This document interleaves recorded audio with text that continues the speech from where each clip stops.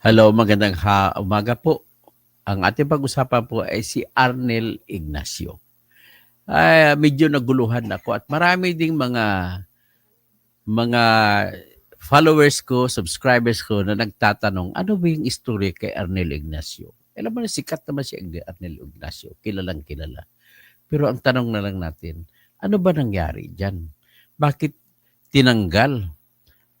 Tapos ang nabasa ko po, ang sinasabi kung bakit siya natanggal ay sapagkat sangkot po siya sa anomalya sa pagbibili ng lupa. Bumili daw ng lupa yung OWA, Office of Overseas Workers Welfare Administration. At siya yung executive director dyan. So, bago ko talakayin kung ano yung meron dyan, gusto ko bibigyan ko muna ng konteksto yung ang aking kwento. Ladies and gentlemen, sa lahat po ng opisina, kapag yung mga agencies, kapag agency may sarili siyang mandato, hiwalay siya, hindi siya LGU, hindi po siya sa ilalim ng Department of Public Works kagaya niyan, hindi po siya ibang, kundi may sariling, parang ahensya, parang MMDA, may sariling mandato, may sariling opisina. Agency ang tawag namin dyan. So, ibig sabihin, Overseas Workers Welfare Administration. Pero administration ang tawag is to administer the welfare. Kung baga, may welfare fund. Ibig sabihin ng welfare fund po, parang social project yan na magbibigay ng ayuda. Ang hawak naman dyan ay mga DSWD. Dito naman, sa welfare ng OFW, ang tinitingnan dyan, paano mabibigyan ng tulong ang mga OFW. Iyan po ang trabaho ng OWA. Okay? So ngayon, sa lahat po ng klaseng opisina, ang executive director ay bago po siya pipirma sa mga transactions, bago siya makipag-transaction, hindi po siya pwede mag-transaction kung wala pong approval ng tinatawag na board. Ano ba yung board? Lahat po ng agency ay may tinatawag na board. Ano yung board? Yung board parang, imaginein mo yung yung city, may city council, tapos mayor. Okay? Yung city council, yung mayor po ay hindi pwedeng bumili ng lupa kung hindi aaprubahan ng city council. Yung mga konsehalis. Oy, magandang umaga, Nikki D. First time ka pala ito. Salamat po at napunta ka dito ng Padpad ka. So, ibig sabihin, ganun din ang sa probinsya. May gobernador, hindi pwede makabili ng lupa ang gobernador kung walang pagpayag mula sa majority ng bukal o board members. So, ganun din sa MMDA. May sariling board din yan. Ang member ng board ng MMDA ay lahat ng mga mayors sa Metro Manila. Kung hindi papayag ang lahat ng mga mayor sa Metro Manila, ay hindi pwedeng bumili ng kung ano-ano ang executive director o chairman ng MMDA. Ganon din po sa mga ahensya kagaya ng kagaya ng halimbawa ng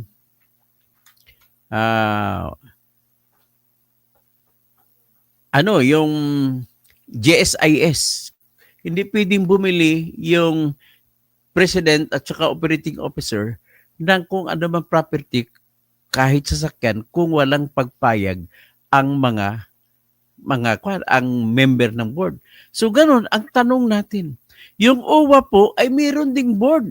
Ang member ng board po ay kasama diyan yung mga may representante galing sa recruitment industry. So, titap ko rito, OWA board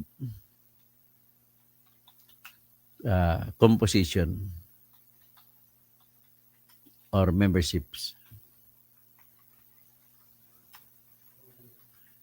So, ito, sinasabi ito sa OWA, nakalagay, ang chairman ay kung sino po yung secretary ng Department of Migrant Workers. Na sa pagkataong ito ay si Hans Leo G. Kakdak, si Attorney Hans Leo G. Kakdak. Ang vice chairman naman ay yung administrator na inappoint ng presidente ng Pilipinas. At this time, si Arnel Ignacio. At ang mga members nito ay yung Secretary ng Department of Labor and Employment, yung Secretary ng Department of Foreign Affairs, yung Secretary ng Department of Finance, at Secretary ng Department of Budget and Management. At kasama rin sa board yung President and Chief Executive Officer ng Social Security System. Kasama rin ang representante ng OFW na sea-based, ibig sabihin mga seaman. At ang representante nila kung sinong ihalal nila. Tapos kasama rin sa women's sector kung sinong i-appoint ng women's sector. At kasama rin ang sa land-based recruitment sector, sa mga recruiter bureau din. At saka yung manning sector, yung mga land-based na mga OFW, ay yan po ang mga kasama sa board. In other words, hindi po pwede maglabas ng pera ang tinatawag na cashier ng UWA kung mayroong bibilhin ang administrator ng kung anong lupa, kung hindi makikita ng disbursing officer o ng cashier ng UWA na mayroong approval ng board. So hanapin muna ng board yung resolution. Sabihin na ang dulo ng resolution, resolved as it is hereby resolved that the administrator is authorized to enter into a contract to buy a parcel of land located at kung saan located, o di kaya to give him the power to choose and select what kind of land to be bought. Okay. Balik tayo kay Arnel Ignacio. Ayon po sa kwento, ay may isang grupo na disgruntled kung tawagin. Parang nagrereklamo sila na may ginawang kasamaan itong si Arnel Ignacio sa UWA. So in other words, sa loob din ko po ng kanilang opisina. At itong mga taong ito po ay sumulat. Sumulat po sila sa Office of the President, sa Office of the President Bongbong Marcos. At laman ng kanilang sulat ay nagsasabi na sinusumbong nila si Arnel Ignacio na kasabwat ni Miss Sinclair. So basahin natin ang sulat ha. O ikuha ko ang sulat. Ilagay ko. Ipakita ko sa inyo yung sulat. So ito. So nakita nyo na ang sulat? Yan ang sulat. So nakalagay po sa sulat, palakihin ko. Mahal na Pangulong Bongbong Marcos, reklamo laban kay Arnel Ignacio at Ima Sinclair hinggil sa plunder na mahigit 100 milyong piso at paglustay ng 1.4 billion sa property na hindi pinakinabangan. Okay? So mahal na Pangulo, mahigit na 5 buwan na po ang lumipas simula nang ma-file ang aming reklamo laban kay Ignacio at Sinclair at wala pong aksyon mula sa tangkapan na dapat ay nagpapatupad ng kaayusan sa gobyerno. Lubos po ang aming pagkakabahala sapagkat hayagan po ang pagpapahayag ni Ignacio na tinawanan lamang daw ni Executive Secretary Bersamin ang complaint laban kay Ignacio. Maliwanag po na itinago sa board ang pagbili ng lupa ni Ignacio at Sinclair sa napaka-questionabling proseso gaya ng pag-release ng cheque kay Medina kahit di pa complied sa mga documentary requirements gaya ng sapilitang pagsasagawa ng supplemental contract na ginawang basis sa pag-refund ng 36 million peso kay Mr. Medina gaya ng walang board approval ng UWA ang contract to sell. Gaya ng walang board approval ng UWA ang deed of sale. Gaya ng walang board approval ng UWA at ng seller ang supplemental agreement. Maliwanag na ang transaksyon na ito ay kontrolado at ipinilit ni Ignacio at Sinclair bilang buyer at Mr. Medina bilang seller na kahit na Realty Corporation ang may-ari ng lupa na si Mr. Medina ang representative. Ang parehong side ay walang approval ng board sa kanilang actions lalo na sa pagsasagawa ng supplemental agreement na naging basis sa pag-release ng 36 million piso kay Mr. Medina na agarang nirelease ng Cash Department ng OWA sa pangalan ni Mr. Medina. Makaraan ang ilang araw matapos ma-file ang complaint laban kay Ignacio at Sinclair ay pinatawag ni Sinclair at nagpulong sila sa tanggapan ni Ignacio kahit na gabing-gabi na at doon din sa pagpulong na yun ay pinabalik ni Ignacio kay Medina ang natanggap ng 36 million piso. Ang pagtanggap ng OWA ng cheque mula kay Medina ay walang approval ng board ng OWA. Ang pagsauli ng 36 million piso sa OWA ay walang approval ng board ng seller. Maliwanag na lahat ay ginawa at kayang gawin ni Sinclair, Ignacio at Medina para sa maitatago ang plunder na kanilang ginawa. Ladies and gentlemen, itong lupa na kuno na binili ay gagawing halfway house na mga OFW na bumalik galing abroad na para titipid sila sa matirhan nila, pwede sila makatira doon. Pansamantala, bago sila tuluyang uuwi sa kanilang mga probinsya. Pero pwede rin na gamitin na makaabot ito bago sila makalipad. So, halfway house. Parang tulong din naman sa OFW, sa mga ONGA. Ganun nga mangyari. Tapos, ang nangyari dito, ang hindi ko maintindihan, ladies and gentlemen, ay paano po mangyari ito? Posible ba mangyari? Ladies and gentlemen, o maray na banggi, Jupiter Pluto, naimbag nga bigat sa mga kabsat ko, sa mga kabalen ko, mayap-abak, nikidi. Tapos, ang hindi ko maintindihan, hindi po ako naniniwala na totoong buhay na nangyari ito. Bakit po? Ang cashier ng UWA, gaya ng ibang opisina, ay bawal na bawal po sa mga cashier o cashier ang pagpalabas ng cheque, pagpalabas ng pundo, kung walang backup na board resolution. In other words, sabihin na natin na ginawa talaga ni Arnel Ignacio at nung Sinclair na bumili ng lupa. Tanong, kung walang pagpayag o consent authority ng board ng UWA, sa tingin mo ba yung cashier ay magpapalabas ng pera para ibayad doon sa may-ari ng lupang binibili? Sa tingin mo ba mangyari yon? Por Diyos por Santo, hindi po mangyari yon. Kasi bakit? Kung nangyari yon, ibig sabihin pati yung cashier ay ikulong. Trabaho po ng cashier na huwag mag-release ng pera kung walang katumbas na board resolution. Ang lahat po na gastusin sa UWA, gaya rin po ng ibang opisina, lahat po na gastusin ay hindi pwedeng bayaran ng cashier kung walang ipakita na katumbas na kapangyarihan na pinayagan yung administrator na gagasta sa kung ano-ano. Hindi siya pwedeng bumili ng sasakyan yung administrator kung walang board resolution na pinapayagan siya bumili ng sasakyan na gagamitin sa opisina ng UWA. In other words, kung totoo man yan na nangyari, Diyos ko, por Diyos por Santo, kasama po ang cashier dyan. Na bakit niya nirelease, pinalabas yung pera kahit na walang agreement, walang consent, walang board resolution na nanggaling sa board members ng UWA. Kaya, imposible mangyari. Kung nangyari man yan, sabihin ko sa iyo, ay kasama sa kulungan ang cashier.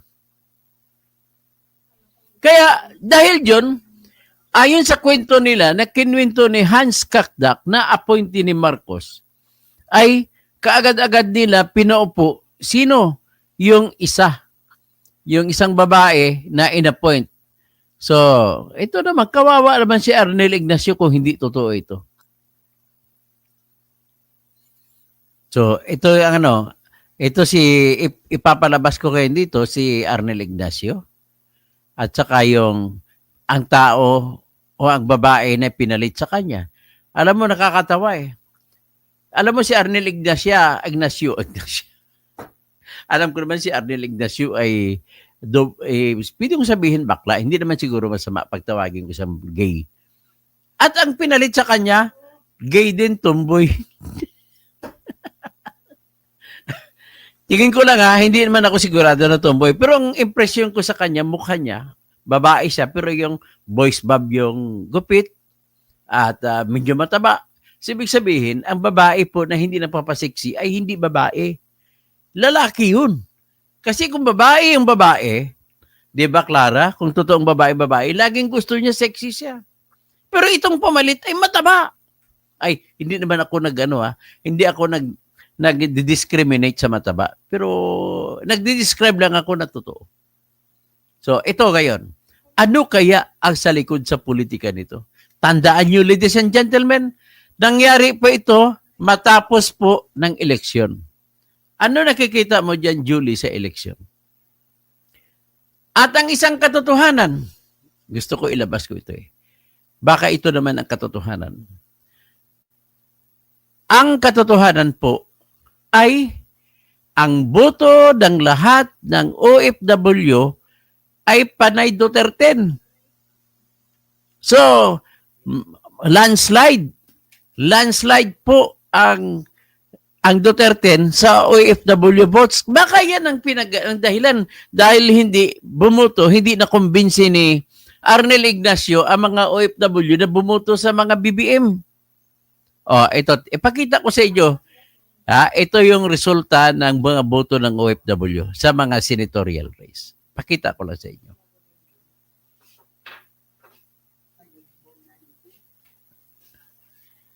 Ito. Suspitsa ko, politika lang ito bakit sa panahon ni Duterte, si Arnel Ignacio, maganda naman pinakita. Wala namang issue. At saka hindi ako maniniwala na gagawin ni Arnel Ignacio nabibili ng lupa. Ayan po, senatorial race. OAV results. Overseas absentee voters. Yan, senatorial race. Number 1, Bongo. Number 2, De La Rosa. Number 3, Barcoleta. Number 4, Bundok. Number 5, Rodriguez. Number 6, Lambino. Number 7, Hinlo. Number 8, Salvador Ipe. Number 9, Mata, Doc Barites. Number 10, si Bam Aquino, number 10. Pero ang number 11, si Cabuloy. So, number 12, si Hunasan. So, ang nanalo na hindi Duterte ay si Hunasan at saka si Aquino. Hindi, pero si Hunasan inendorso ni Digong. So, ladies and gentlemen, iyan ba kaya ang dahilan kung bakit tinanggal si Arnel Pineda? Hindi po Pineda, Arnel Ignacio. Maari. Kasi hindi ako maniwala na totoo yung kwentong akusasyon na dahil nagbenta si Arnel Ignacio, nagbumili ng 1.4 billion na lupa para sa OWA at walang pahintulot ang board. Imposible po. Kung ikaw ang cashier, payag ka ba mag-release ka ng pera na walang pinakita si Arnel Ignacio na board resolution na okay na yan, approve na sa taas? Hindi po. Kasi kung ikaw cashier, pag nilabas mo, ay makukulong ka rin. Bakit si Arnel Ignacio lang ang tinanggal? Bakit hindi tinanggal ang cashier? Ay, nako. Yan lang po ang aking sasabihin. So, magbabati na lang ako, madaling araw naman tayo, si Art Viñetor. Good evening po, Dr. Toto. Crescencia Buenape. Dahil sa politika, ganun iniisip ko rin, pero hindi pa tayo sigurado. Sa aking basihan lang, ay imposible po mangyari na mag-release ng pera ang cashier na walang katumbas na authority galing sa board ng OWA. Diana Cadillo, correct po kayo. Sana yung... correct po, ganyan din po ang nasa isip ko. So, Tetser's Pet TV, pera-pera po kasi, sacrificial lamb si Arnel. Sa tingin ko naman, may utos na naman ito si Lisa Araneta Marcos Kasi ginagawa niya Kung nangyari man yan, may utos. Ferdinand Sanuan, good morning po. Attorney Tirador, katotohanan, kausing. Salamat po. So, Crescencia Buenape, dahil sa politika. Sa Diana Cadillo, correct po kayo. De La Cruz in Pasig, siguro nga po. Sa OFW yan, attorney. Kabugs, Lagabugs. Mas gusto ng FW si Arnel kasi mabilis umaksyon. Oh, galing pa pala ng performance ni Arnel eh. Kabugs, Lagabas, politics yan. May balak sila kunin pundo ng OFW funds. Yun pala, patanggalin si Arnel kasi harang siya sa pagkukuha ng pundo ng UWA. Ang lupa galing sa pundo ng OFW funds, hindi ko po galing sa gobyerno. Tama po kayo. Bawat OFW, pag bago lumakad, nagbabayad sila ng $25 na ibibigay sa UWA. Kung hindi ka magbabayad, hindi ka paalisin. So, Jupiter Pluto, doon, Apollo na, Nikki. So, ganitong live ang gusto ko kung makatas. Salamat po, Nikki. So, yan lang po ang aking live sa ngayon. Hindi po ako naniniwala na may kasalanan si Arnel dito. Hindi po ako naniniwala sa akusasyon ninyo na bumili ng lupa si Arnel Pineda, Arnel Ignacio, na halagang 1.4 billion. Ang laki-laki po ng halaga, hindi po pwede i-release ang pera. Kahit sino, ang cashier ako unang paparusahan na nag-release. Kaya wag po, hindi po ako naniniwala. Ilabas niyong ebidensya na mangyayari na pwede mangyari yan. Politika lang ito. Galit kayo sapagkat lahat ng OFW ay solid Duterte ang binoto. At si binoto rin nila yung inendorso ni Tatay Digong na si Hunasan. At siguro kaibigan ni Duterte si Bam Aquino, binoto rin. Ang boto ng OFW ay 10 Duterte na kandidato, si Hunasan at si Bam Aquino. Magandang umaga dyan, Kunda Alim, na? Sa lako ng mga pagreyakan, Rosa Lanao del Sur, Lanao del Norte, mapita sa inyo, mapya kapipita. Sa mga pakat, Mambo, mapya kapipita. Sa mga Tausog, Marayaw, Maynat. Sa Basilan, okay mo, Jim Bataman, congrats. Congrats sa kay Munji Bataman, the new governor of Basilan. At saka magaling yung mga hataban mag-manage diyan sa Isabela. Akalain mo, majority Christian ang populasyon ng Isabela City, pero Muslim ang nanalong mayor.